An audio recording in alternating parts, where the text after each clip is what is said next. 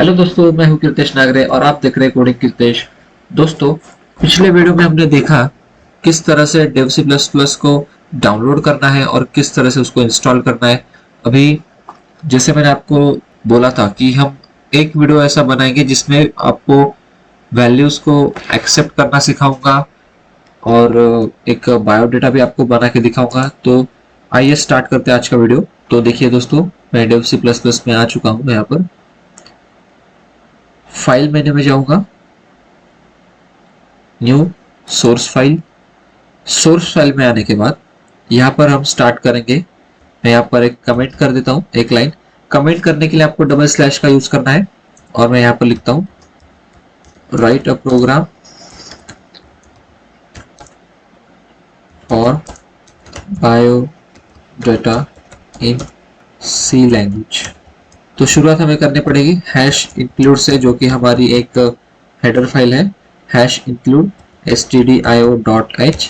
उसके बाद वॉइड में लिखेंगे हम डायरेक्टली, क्योंकि यहाँ पर ना कि हम क्लियर स्क्रीन फंक्शन का यूज करने वाले हैं और ना ही गेट ch का। तो यहाँ पर हमें conio.h लिखने की जरूरत है नहीं, तो सीधा लिखेंगे वॉइड मेन फंक्शन में आएंगे डायरेक्टली और यहाँ पर printf लिखूंगा। printf में स्लैश एन का यूज करूंगा क्योंकि न्यू लाइन पे मेरा जो प्रोग्राम है आउटपुट स्क्रीन पे न्यू लाइन पे आए, इसलिए मैं स्लैश एन का यूज करूंगा। यहाँ पर मैं कुछ मैसेज प्रिंट करता हूँ और यहाँ पे लिखूंगा बायो डेटा। और फिर देखो मैंने यहाँ पर क्या किया, प्रिंटफ में स्टार बायोडेटा लिखा और फिर स्टार प्रिंट कर दी। मतलब क्या कि मेरे आउटपुट स्क्रीन पर as it is message print होगा। तो यहाँ पर देखिए मैं फाइल में जाऊंगा, इसको करूंगा सेव एज। एक फोल्डर मैंने बनाया है उसमें मैं सेव करूंगा बायोडेटा डॉट सी नाम से। डॉट सी एक्सटेंशन से आपको सी प्रोग्राम सारे सेव करने हैं। इसको मैंने कर दिया सेव। जैसे मैं इसको करूंगा कंपाइल, तो यहाँ पर मुझे एरर्स दिखाएगा, 0 एरर्स एंड 0 वार्निंग्स दिखा रहा है। सो मेरा प्रोग्राम यहाँ पर परफेक्टली जा रहा है। यहाँ से मैं कर दूंगा इसको कंपाइल एंड रन। तो देखिए यहाँ पर आ चुका है, बायोडेटा स्टार के साथ प्रिंट हो रहा है। फिर से मुझे अभी चाहिए एक्चुअली ऐसा कि जब भी मैं इस आउटपुट को रन करूं, तो आउटपुट को रन करने के बाद ये जो बायोडेटा है लेफ्ट साइड में अलाइन होके आ रहा है, तो मुझे इसको ऐसे सेंटर में लाना है। तो सेंटर में लाने के लिए हमें स्लैश एन के बाद स्लैश टी का यूज करना है। मतलब एक बार स्लैश टी करेंगे तो समथिंग स्पेस छोड़ के आगे मेरी लाइन प्रिंट होगी। जैसे हमारे कीबोर्ड पे टैब का बटन होता है, वो टैब का बटन क्या करता है कि आपको कुछ स्पेस छोड़ के आगे की तरफ आपका जो कर्सर है वो लेके जाता है। वैसे ही सेम चीज यहाँ पर स्लैश टी टैब के लिए यूज होता है। अभी देखो मैंने इसको किया और सेव कर दिया कंट्रोल एस से, और यहाँ से फिर से रन करता हूँ तो आप देखोगे बायोडेटा थोड़ा सा आगे की तरफ आ चुका है। फिर से मैं इसको यहाँ पर 2 बार और स्लैश टी लिखूंगा और जैसे मैं इसको फिर से रन करूंगा तो आप देख सकते हो बायोडेटा और आगे तक आ चुका है। तो मुझे यहाँ पर सेंटर में लाना है, तो मैं और 3 बार लिख के देखता हूँ कहाँ तक लिखने के बाद मेरा बायोडेटा नेम सेंटर में आएगा। ये देखिए फिर से रन किया मैंने और ये देखिए सेंटर में आ चुका है मेरा बायोडेटा नेम। उसके बाद इसको क्लोज करने के बाद फिर से आगे आऊंगा, मैं प्रिंटफ लिख दूंगा, एक और मैसेज प्रिंट करूंगा। यहाँ पे स्लैश एन करेंगे तो न्यू लाइन पे आएगा। अगर स्लैश एन नहीं करते और डायरेक्टली आप लिखते हैं नेम कोडिंग कीर्तेश, टर्मिनेट करके सेव कर दूंगा कंट्रोल एस से। फिर से इसको कंपाइल किया। कंपाइल करने के बाद देखिए बायोडेटा के जस्ट आगे यहाँ पर नेम आ चुका है। सो मुझे ये चाहिए ऐसा कि जो नेम है मेरा नेक्स्ट लाइन पे आए, इसलिए मैं यहाँ पर क्या करूंगा, इसको नेम के पहले स्लैश एन लिख दूंगा और फिर एक बार कंपाइल और रन करूंगा इसको। देखिए स्लैश एन करने के बाद जैसे मैंने स्लैश एन किया, नेम मेरा आगे की तरफ आ चुका है। अभी ये जो नेम वगैरह जो सब है वो बायोडेटा के एग्जैक्ट नीचे चाहिए, सब सेंटर में। तो फिर से यहाँ पर मैं जो ऊपर के स्लैश टी जितने भी मैंने लिखे अभी उसका कैलकुलेशन तो मुझे मिल चुका है, तो डायरेक्टली उसको मैं कॉपी कर दूंगा और इसी के आगे पेस्ट कर दूंगा। सेव करूंगा कंट्रोल एस से और ये देखिए name as it is biodata के नीचे आया है। अगर मुझे इन दोनों के बीच में और कुछ स्पेस चाहिए तो मैं फिर से एक बार स्लैश एन लिख दूं। तो देखिए दोस्तों इसी स्लैश एन के आगे मैं लिख दूंगा एक और स्लैश एन, कंपाइल रन करूंगा जैसे कंपाइल रन करूंगा उसी के नीचे आ चुका है मेरा ये। देखिए यहाँ पर उसने एक और ब्लैंक स्पेस छोड़ दी। उसके बाद मुझे प्रिंट क्या करना है, /n 2 बार लिखूंगा। उसके बाद ये जो सारे /t को कॉपी करके उसके आगे की तरफ प्रिंट कर दूंगा। सबको प्रिंट करने के बाद यहाँ पर मैं लिखूंगा कोर्स सी लैंग्वेज, टर्मिनेट कर दूंगा यहाँ पर, फिर से कंट्रोल से सेव और रन किया। तो देखिए दोस्तों क्या हो रहा है, बायोडेटा के एग्जैक्ट नीचे नेम कोडिंग की उद्देश्य आया है, कोर्स सी लैंग्वेज आ चुका है। उसके बाद फिर से मैं एक और बार प्रिंटफ लिखता हूँ। प्रिंटफ लिखने के बाद फिर से /n 2 बार कर दिया और जो सारे /t मैंने कॉपी करके रखे उसको पेस्ट कर दूंगा। फिर से यहाँ पर मैं कुछ लिखूंगा, our next video is operator, ऐसा कुछ लिख दिया मैंने। फिर से टर्मिनेट किया, कंट्रोल से सेव किया और यहाँ पर देखिए बायोडेटा के नीचे एग्जैक्ट नेम, कोर्स और our next video is operators ऐसा लिख के आया। मतलब क्या, मैं जो प्रोग्राम कर रहा हूँ बिल्कुल सही जा रहा है। और प्रिंटफ का यूज क्या होता है, आउटपुट स्क्रीन के ऊपर आपको सिर्फ कुछ मैसेजेस प्रिंट करने रहते हैं और वो आप प्रिंटफ की मदद से कर सकते हो। आई होप आपको ये बात समझ में आ चुकी होगी। अभी मैं इस पूरे प्रोग्राम को मुझे करना है कमेंट।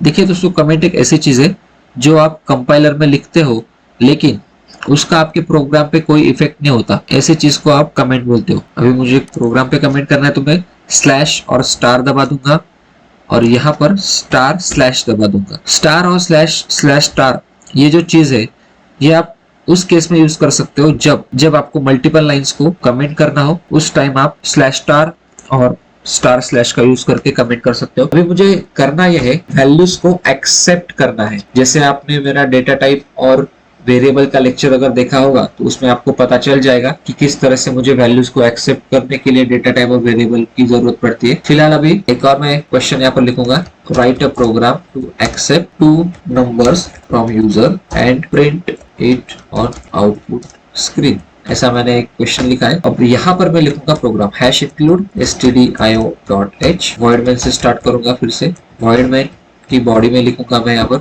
अभी देखिए, मुझे अगर नंबर्स को एक्सेप्ट करना है तो आपने अगर मेरा पिछला वाला जो वीडियो है डेटा टाइप्स एंड वेरिएबल वाला, उसमें आपको मैंने एक चार्ट बना के दिखाया था।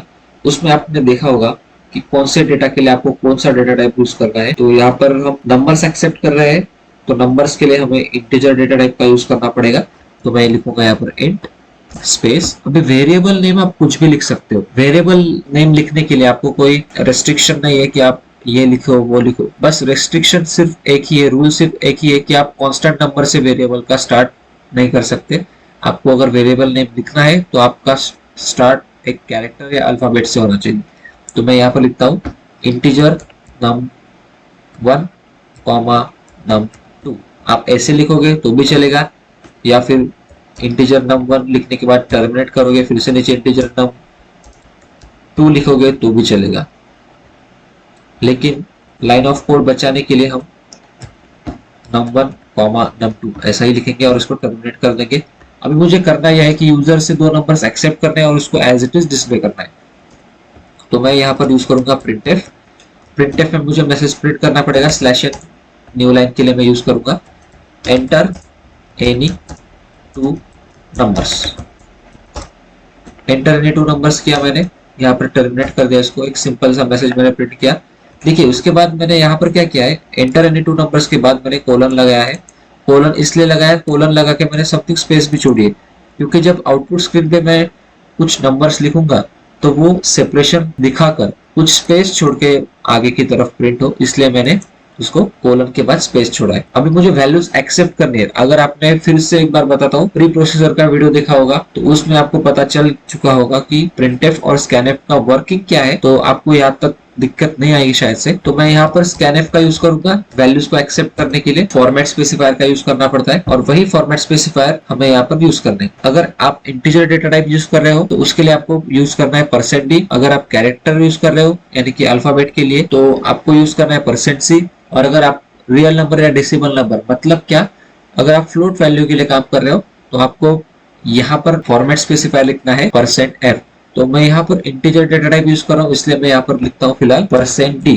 देखो अभी मुझे कितने नंबर एक्सेप्ट करने हैं, मुझे 2 नंबर एक्सेप्ट करने हैं। तो 2 नंबर एक्सेप्ट करने के लिए मैं यहाँ पर लिखूंगा 2 बार %d। दोनों के बीच में ना ही कोई ब्लैंक स्पेस आना चाहिए, ना ही कोई स्पेशल ऑपरेटर आना चाहिए, ना ही कोई हाइफन या फिर अंडरस्कोर आना चाहिए। दोनों एक दूसरे के साथ ही लिखना है, ना ही विदाउट एनी ब्लैंक स्पेस और एनी अदर स्पेशल ऑपरेटर। तो यहाँ पर मैं scanf लिखता हूँ और scanf में मुझे 2 वैल्यूज को एक्सेप्ट करना है, इसलिए मैं 2 बार %d लिखूंगा। उसके बाद डबल इन्वर्टेड कॉमास के बाहर आने के बाद कॉमा करना है आपको और फिर यहाँ पर लिखना है address of operator num1 comma address of operator num2।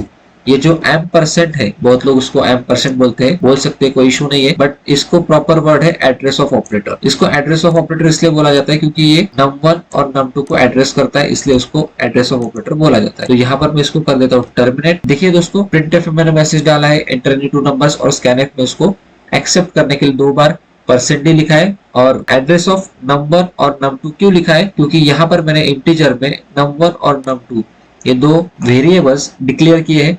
Variable declare क्यों करते हैं, क्योंकि उसमें मेरा डेटा स्टोर रहता है। तो उन दोनों को एड्रेस ऑफ ऑपरेटर लिखने के बाद एज इट इज स्टोर कराना है उसमें डेटा। फिर अभी मुझे जो मैंने वैल्यूज को एक्सेप्ट किया उनको मुझे एज इट इज डिस्प्ले करना है। तो मेरा जो प्री प्रोसेसर का वीडियो मैंने उसमें भी बताया था कि आपको अगर प्रिंटफ यूज करना है तो प्रिंटफ के 2 यूजेस है, एक तो मैसेज प्रिंट करना और दूसरा आउटपुट डिस्प्ले करना। अभी मैं आउटपुट डिस्प्ले करने जा रहा हूँ, मैसेज तो मैंने डिस्प्ले कर दिया है। प्रिंटफ में फिर से मैं लिखूंगा डबल कोटेशन मार्क में /n न्यू लाइन के लिए और फिर यहाँ पर लिखता हूँ योर, या फिर यहाँ पर मैं लिखूंगा एक्सेप्टेड नंबर्स आर, फिर से कोलन। अभी जो मैंने नंबर एक्सेप्ट किए वो मैंने किस में किए हैं, इन दोनों %d में लिखे हैं। तो मैं यहाँ पर लिखता हूँ %d 2 बार। यहाँ पर आपने जो %d लिखे हैं ये आप ऐसे एक दोनों के साथ चिपका के भी लिख सकते हो, कोई इशू नहीं, क्योंकि ये प्रिंटफ है।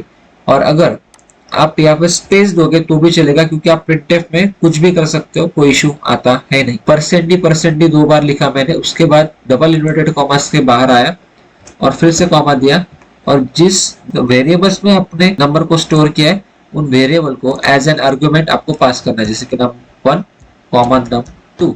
इनको पास करने के बाद यहाँ पर मैं कोलन दे दूंगा, सेमीकोलन, यानी कि टर्मिनेट कर दूंगा। कंट्रोल से सेव किया और यहाँ से मैं करता हूँ रन। तो देखिए 0 रस एंटर एनी 2 नंबर्स, मैं यहाँ पर लिखता हूँ 56, एंटर प्रेस करके 78। तो देखो 2 नंबर्स मैंने एक्सेप्ट किए, दोनों नंबर्स को मैंने डिस्प्ले भी किया। Accepted numbers are 56 and 78। देखिए दोस्तों, अभी इन दोनों के बीच में स्पेस क्यों आया, क्योंकि मैंने यहाँ पर जो है आउटपुट रन करते समय दोनों के बीच में स्पेस दिया। अगर दोनों के बीच में मैं स्पेस नहीं देता हूँ, दोनों %d के बीच प्रिंटफ में लिखे हुए, और इस समय अभी इसको रन करूंगा तो आपको दिखेगा, देखिए 23 एंड 45 दोनों क्या हो गए, एक दूसरे के साथ चिपक के आ चुके हैं। तो यही एक बेनिफिट होता है, अगर आप दोनों %d को प्रिंटफ में स्पेस देके लिखे तो आपका जो आउटपुट है वैसे आएगा। अभी यह हो गई इंटीजर नंबर्स को एक्सेप्ट करने के बाद। अभी मुझे कैरेक्टर एक्सेप्ट करना है यूजर से, तो सिंगल कैरेक्टर एक्सेप्ट करने के लिए फिर से मैं यहाँ पर प्रोग्राम में चेंजेस करता हूँ। Write a program to accept a character या फिर अ अल्फाबेट, सॉरी स्पेलिंग गलत होगी, from user and print it on output screen. तो मैं यहाँ पर मामूली से चेंजेस करूंगा। सबसे पहले तो मैं पूरा प्रोग्राम लगे तो रफ करता हूँ। यहाँ पर मुझे करना यह है कि एक ही अल्फाबेट यूज करना है, मतलब एक ही अल्फाबेट एक्सेप्ट करना है। तो मैं यहाँ पर लिखता हूँ कैर, क्योंकि मुझे अल्फाबेट का डेटा है तो मुझे कैरेक्टर डेटा टाइप यूज करना पड़ेगा। तो मैं लिखता हूँ कैर। कैर के बाद मैं लिखता हूँ यहाँ पर ए लिखूंगा तो भी चलेगा। ऐसा है नहीं कि अल्फाबेट एक्सेप्ट, की अल्फाबेट के लिए मैं वैल्यू एक्सेप्ट कर रहा हूँ इसलिए ए लिखूंगा या बी लिखूंगा। आप कुछ भी नाम लिख सकते हो, जैसे मैं यहाँ पर लिखता हूँ कोडिंग अंडरस्कोर कीर्तिश। आप इस तरह से आपका जो वेरिएबल नेम है उसको लिखोगे तो भी चल जाएगा। इसको करता हूं मैं टर्मिनेट। उसके बाद फिर से लिखूंगा प्रिंटफ, मैसेज प्रिंट कराने के लिए डबल कोटेशन मार्क में लिखता हूं मैं /n और यहां लिखूंगा एंटर एनी अल्फाबेट, कॉलम दिया, स्पेस दिया, यहां पर मैं लिखूंगा फिर से scanf। अभी देखो मुझे कैरेक्टर वैल्यू एक्सेप्ट करनी है, कैरेक्टर वैल्यू मुझे एक ही एक्सेप्ट करनी है, इसलिए मैं यहाँ पर लिखूंगा एक बार ही %c फॉर्मेट स्पेसिफायर कोलन के, सॉरी इन्वर्टेड कॉमास के बाहर आके यहाँ पर कर दूंगा मैं कॉमा और फिर जिस भी वेरिएबल में मुझे इसको स्टोर करना है उसके सामने लिखता हूँ address of operator coding underscore Kirtish और फिर इसको मैं कर देता हूँ टर्मिनेट। जैसे कैरेक्टर को एक्सेप्ट कर लिया, मैं यहाँ पर तुरंत उसको प्रिंट कर देता हूँ प्रिंटफ में, sorry /n accepted alphabet is percent c में स्टोर, इसलिए मैं परसेंट सी लिखूंगा, कॉमा करके लिखूंगा यहाँ पर address of operator coding underscore Kirtish, ऐसे वेरिएबल में मैंने इसको स्टोर किया इसलिए मुझे लिखना पड़ रहा है। टर्मिनेट किया मैंने इसको, कंट्रोल एस से सेव किया और फिर से इसको करता हूँ मैं रन। देखिए फिर से 0 एरर्स, फिर से वो पूछ रहा है अल्फाबेट एंटर करने के लिए, तो मैं यहाँ पर एंटर करता हूँ के और कर दूंगा इसको एंटर। देखिए एक्सेप्टेड अल्फाबेट इज, हाँ देखिए दोस्तों इसमें अभी देखिए हो क्या रहा है, मैंने जैसे इसको रन किया और कोई अल्फाबेट यहाँ पर प्रेस करता हूँ तो देखिए एक्सेप्टेड अल्फाबेट इज कुछ इस तरह से सिंबल आ रहा है। तो इसमें मुझे करना क्या पड़ेगा, मैंने गलती क्या है वो देखूंगा, पहले गलती क्या हुई है मुझसे जी। देखिए यहाँ पर परसेंट सी लिखने के बाद फिर से यहाँ पर एड्रेस ऑफ ऑपरेटर का मैंने गलती से यूज कर लिया, इसको निकाल देता हूँ मैं, फिर से कंट्रोल से सेव करके इसको रन करूंगा और इस बार क्यू प्रिंट कराऊंगा। देखिए एक्सेप्टेड अल्फाबेट इज क्यू, इस तरह से मैंने अल्फाबेट को भी एक्सेप्ट करके दिखा दिया। अभी मुझे एक रियल नंबर एक्सेप्ट करना है फ्लोट वैल्यू, उसके लिए मैं फिर से यहाँ पर प्रोग्राम में चेंज करता हूँ, accept write a program to accept 1 या फिर accept a real number slash decimal number from user and print it on output screen. तो यहाँ पर मुझे कॉमन से चेंजेस करने के लिए मैं फिर से प्रोग्राम को इरेज करता हूँ। अगर मुझे एक रियल नंबर यूज करना है मतलब पॉइंट में आएगा, तो उसके लिए मैं यहाँ पर फ्लोट डेटा टाइप का यूज करूंगा और एक ही नंबर है तो मैं यहाँ पर लिख दूंगा नंबर नाम का एक वेरिएबल, इसको कर दूंगा मैं टर्मिनेट। फिर से प्रिंटफ में मैसेज डालता हूँ मैं डबल कोटेशन मार्क में स्लैश के साथ enter any real number. Terminate किया इसको, स्कैनएफ में मुझे रियल नंबर एक्सेप्ट करना है तो मैं यहाँ पर यूज करूंगा डबल कोटेशन मार्क में परसेंट एफ, क्योंकि मैं फ्लोट यूज कर रहा हूँ। कॉमा करने के बाद यहाँ पर लिखूंगा एड्रेस ऑफ ऑपरेटर नंबर नाम के वेरिएबल में उसको स्टोर किया है और फिर प्रिंटफ में लिखूंगा फिर से आउटपुट प्रिंट कराने के लिए accepted real number is percent F में उसको स्टोर किया है, कॉमा करके यहाँ पर लिख दूंगा मैं नंबर नाम के वेरिएबल स्टोर इसलिए नंबर, इसको कर दूंगा सेमीकोलन, कंट्रोल एस से सेव कर दिया। यहाँ पे फिर से रन करता हूँ और रन करने के बाद मैं डालता हूँ 4.9, एंटर किया। देखिए यहाँ पर एक्सेप्टेड रियल नंबर इज 4.900 ऐसा कुछ आया है, लेकिन मेरा जो प्रोग्राम है वो सक्सेसफुली रन हो चुका है। तो दोस्तों इतना ही था आज के वीडियो में। आई होप आपको बायोडेटा का भी एक प्रोग्राम समझ में आ चुका होगा और दूसरा जो है वैल्यूज को कैसे एक्सेप्ट करना है और कैसे डिस्प्ले करना है आपको वो भी समझ में आ चुका होगा। अभी अगले वीडियो में हम